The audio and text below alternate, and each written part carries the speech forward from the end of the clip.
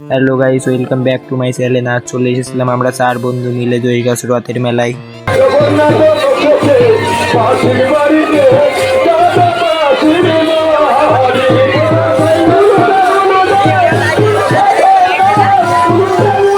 বন্ধুরা, আমরা দেখতে পাচ্ছি জয়গঞ্জের রথের মেলায় কত হাজার হাজার মানুষ এসেছে।